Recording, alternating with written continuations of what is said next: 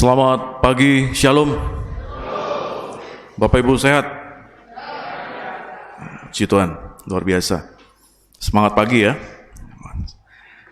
Bapak Ibu Saudara yang Tuhan Yesus kasihi, saya membuka perenungan kita pada pagi hari ini dengan satu pepatah lama. Dan saya rasa kita semua sudah familiar dengan pepatah ini. Buah yang jatuh pasti tidak jauh dari pohonnya, ya.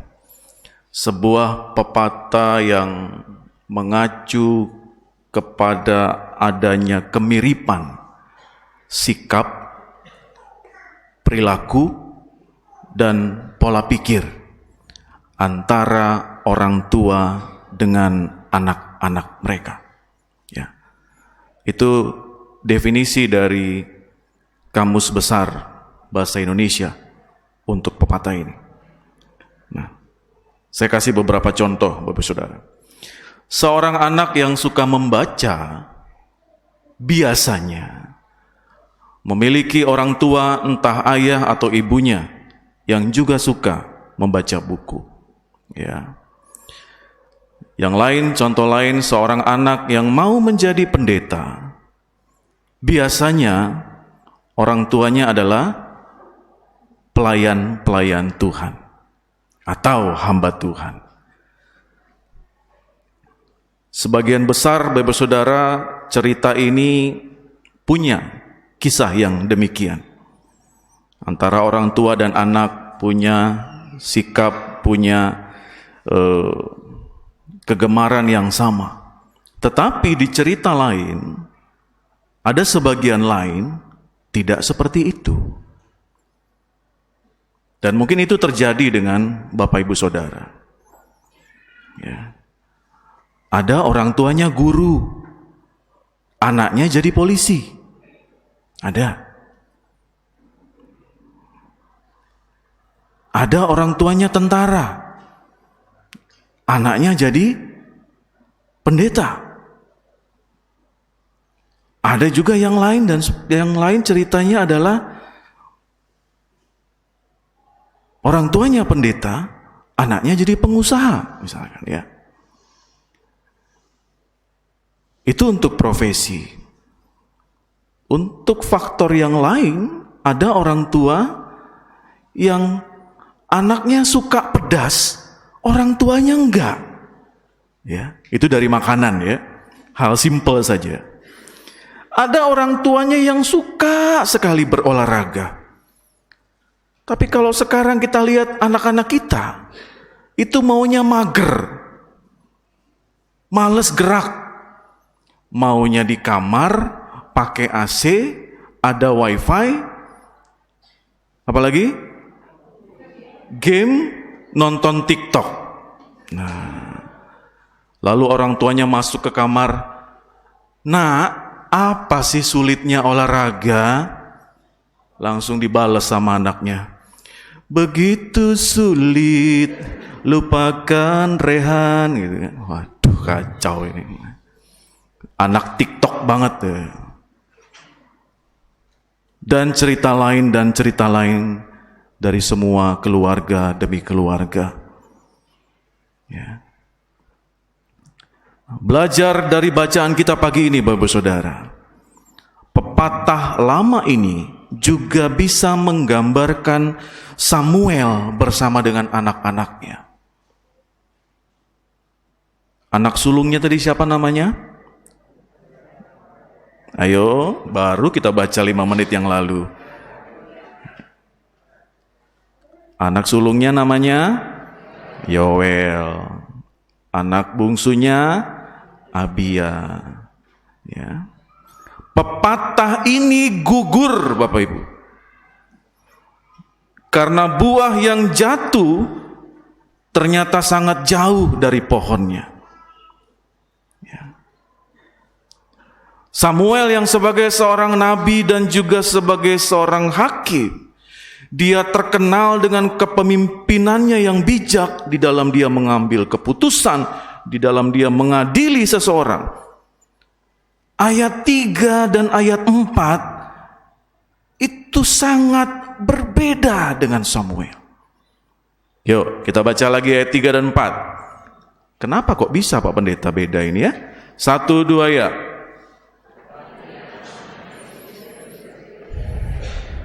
Mereka mengejar laba, menerima suap, dan memutarbalikkan. Sebab itu berkumpullah semua tua-tua Israel. Mereka datang kepada Samuel di Rama. Ya. Anak-anaknya tidak hidup seperti ayahnya. Walaupun sama-sama punya profesi yang sama sebagai seorang hakim. Ya. Jadi pepatah yang tadi Bapak Ibu Saudara tidak hanya berurusan dengan seorang orang tua dan anak yang punya profesi yang sama. Tetapi di situ mau menunjukkan betapa berkualitasnya buah itu yang jatuh. Bukan hanya persoalan orang tuanya hakim, lalu anaknya hakim, oh itu yang benar pepatahnya. Bukan. Jadi bukan persoalan orang tuanya seorang polisi, lalu anaknya polisi. Tetapi kalau kualitas hidupnya tidak sama, atau bahkan lebih buruk, harus dipertanyakan. Kalau orang tuanya seorang guru, lalu anaknya menjadi orang yang sama sekali malas belajar dan seterusnya. Itu berbicara tentang kualitas. Ya. Sehingga pepatah itu mau berkata jatuhnya jauh dari pohonnya. Itu berbicara tentang kualitas hidup. Bagaimana orang tua yang selalu mengarahkan anak-anaknya untuk bisa hidup jauh lebih baik.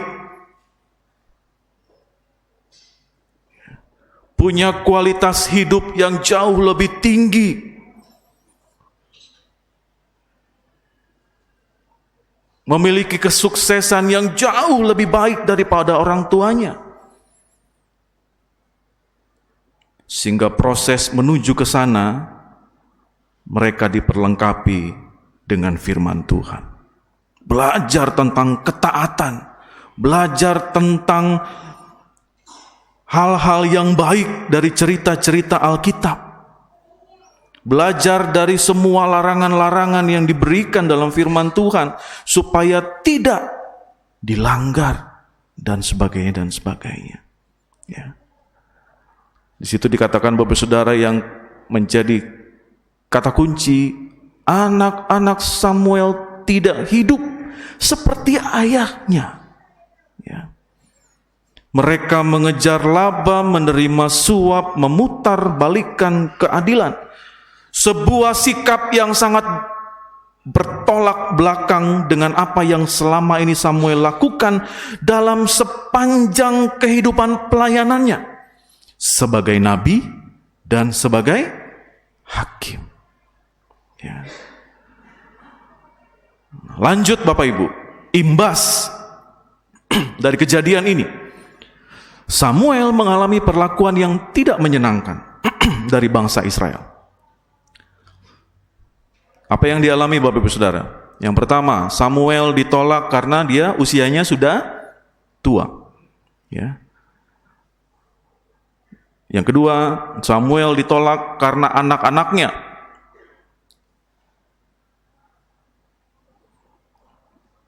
Yang ketiga, yang lebih parah Bapak Ibu Saudara, mereka menolak Allah Yahweh. Dan malah bangsa ini ingin seperti bangsa yang lain. Bangsa ini ingin memiliki seorang raja daripada Allah. Kenapa demikian? Karena bagi bangsa Israel, secara fisik melihat seorang raja itu jauh lebih baik daripada mereka tidak bisa melihat Allah. Mereka bisa sembah, mereka bisa lihat dengan mata kepala mereka bisa hadir memberikan persembahan, mereka bisa bertemu dengan seorang raja sama seperti bangsa-bangsa yang lain. Mereka ingin seperti itu. Ya. Bagi mereka, kalau melihat bangsa yang lain itu menyembah raja, sepertinya lebih baik hidupnya daripada kami yang menyembah Allah yang nggak kelihatan. Ya. Sehingga bangsa ini lebih memiliki raja daripada memiliki Allah. Nah, sungguh suatu kondisi yang sangat memprihatinkan, Bapak Ibu Saudara. Karena mereka memperlihatkan iman yang kerdil. Kenapa demikian? Karena mereka hanya mementingkan diri mereka sendiri. Karena mereka hanya mementingkan kedagingannya. Mereka tidak paham akan konsekuensi yang akan terjadi di kemudian hari.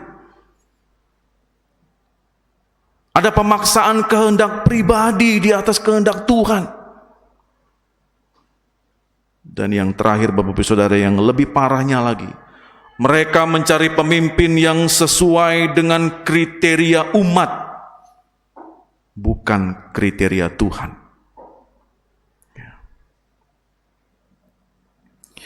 Nah, umat yang diberkati Tuhan, pada pagi hari ini kita bisa melihat mindset, cara berpikir bangsa ini.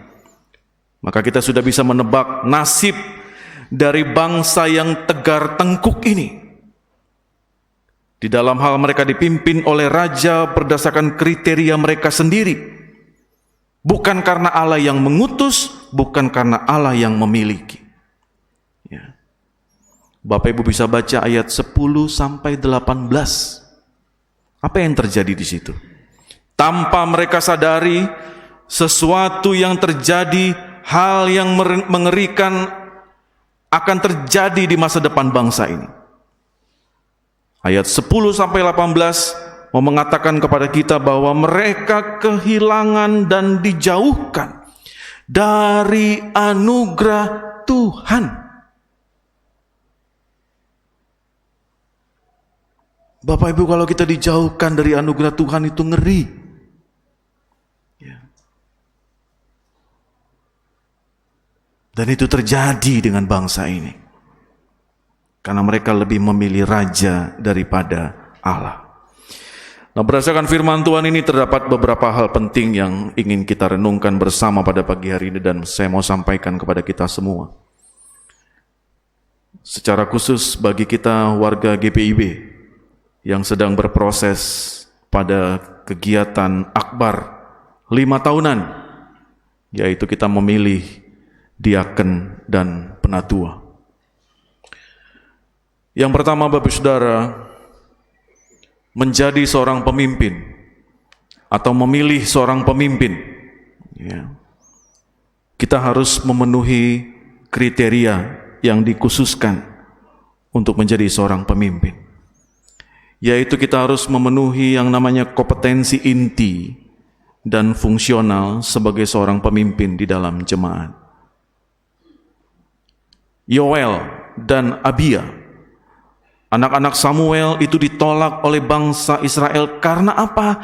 Karena mereka menerima suap, ya, mementingkan laba, memutarbalikkan keadilan. Ketika mereka melaksanakan tugas yang diemban menjadi seorang hakim, mereka ditolak. Maka Bapak Ibu Saudara, carilah pemimpin-pemimpin yang memenuhi kriteria, memenuhi syarat yang ditentukan, agar apa? Agar dia dapat melaksanakan tugasnya dengan baik. Memang betul, tidak ada pemimpin di dunia ini yang sempurna. Iya, betul. Ya. Tetapi setiap calon pemimpin, dia harus menyadari, dia harus menintrospeksi diri, apakah dia layak untuk mengemban tanggung jawab itu? Dengan satu pernyataan, bukan hanya memimpin, tetapi pemimpin itu harus bisa menjadi teladan. Nah, itu yang sulit. Ya. Yang kedua, Bapak Ibu Saudara, tidak mudah untuk menerima proses pergantian kepemimpinan. Terlebih kepada diri sendiri yang harus melepaskan jabatan itu. Post power syndrome. Pada sebagian orang merasa ditolak dan tidak diinginkan lagi. Itu lebih dominan daripada menerima dengan rela proses suksesi kepemimpinan. Ya. Bacaan Alkitab hari ini mengajarkan hal penting tentang yang namanya penolakan. Ditolak itu adalah hal yang biasa. Nah, kita bisa lihat Tuhan sendiri ditolak oleh bangsa ini. Ya. Ayat 9 kita bisa lihat, Bapak Ibu Saudara, pemimpin yang baik, dia harus menyiapkan proses suksesi tersebut. Sama seperti Tuhan menyiapkan hal itu. Berlapang dada, itu adalah pilihan yang bijak saat kita sampai pada momen aku tidak terpilih lagi. Ya. Selanjutnya, kita terus berharap yang terbaik untuk proses-proses ke depan. Dan kita harus mengawal semua proses itu sampai hal yang terbaik akan terjadi. Dan itulah tanggung jawab seorang pemimpin yang sesungguhnya. Kita bisa belajar dari bangsa ini. Bagaimana proses pergantian presiden demi presiden. Siapa yang legowo, siapa yang berlapang dada, siapa yang boleh terus mengawal, mempersiapkan pengganti yang lebih baik dari dirinya di kemudian hari. Itulah pemimpin yang sesungguhnya.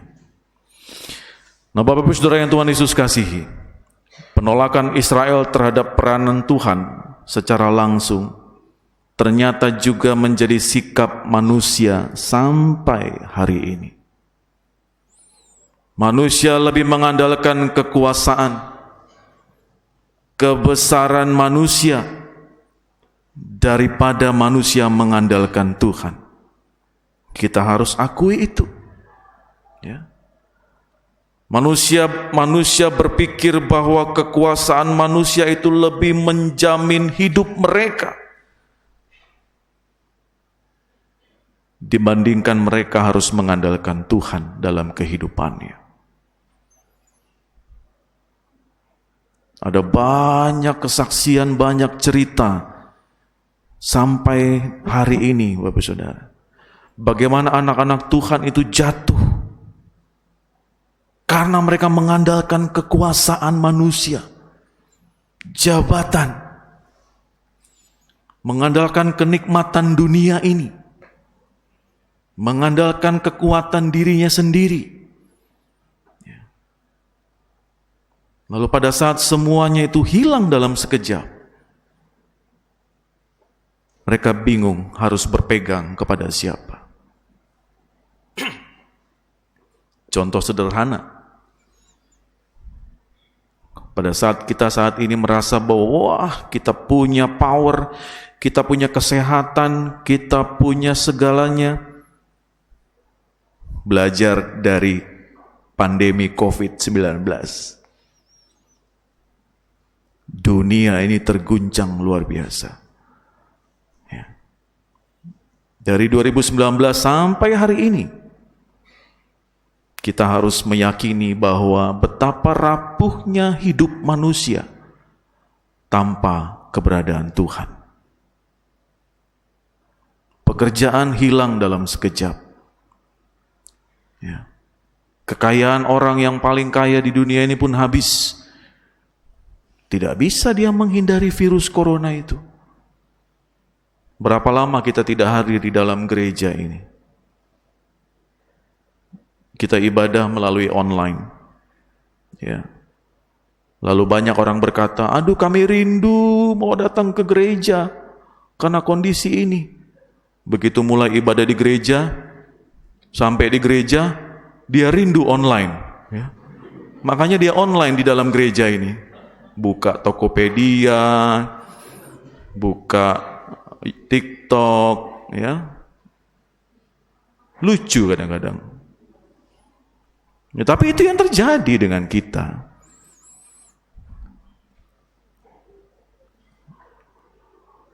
Sekali lagi Bapak Saudara, kemegahan yang dunia tawarkan kepada kita ini, itu tidak akan pernah mampu menggantikan Tuhan yang memberi kita kelimpahan anugerah di dalam kita menjalani kehidupan ini bersama-sama dengan Tuhan. Amin. Mari Bapak Saudara kita berdoa bagi para calon-calon pemimpin kita di gereja ini, para calon penatua dan diaken yang sedang berproses. Dan kita juga mau berdoa, walaupun kita baru sampai di tahun 2022, suasana politik kita sudah mulai, ya.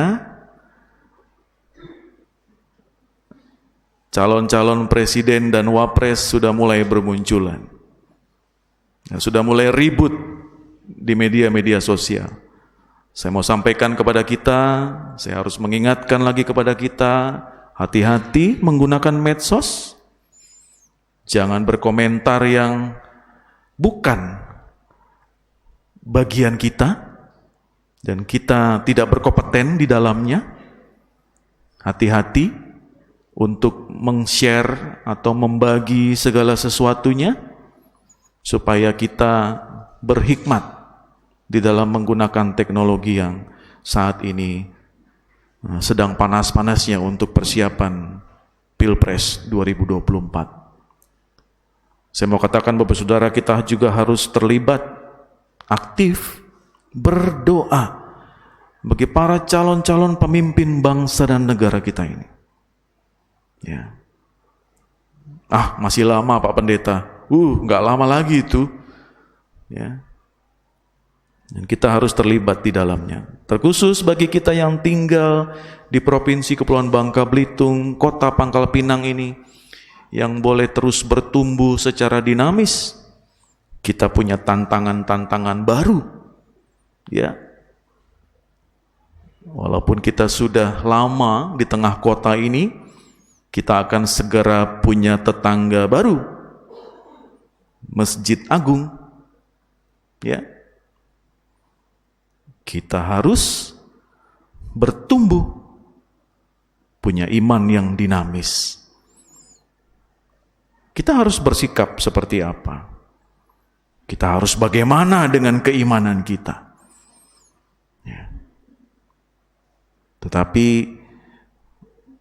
kita harus punya hikmat, Bapak Saudara. Itu yang saya mau katakan, bahwa iman kita bertumbuh, kekristenan kita juga harus punya progres yang dewasa, seperti itu ya. Kita harus menyikapi segala sesuatu yang terjadi di dunia ini ataupun di gereja ini, kita harus punya hikmat daripada Tuhan. Maka segala sesuatu yang kita lakukan bersama dengan Tuhan, biarlah kita diberkati dan diperlengkapi. Amin. Tuhan Yesus memberkati kita semua.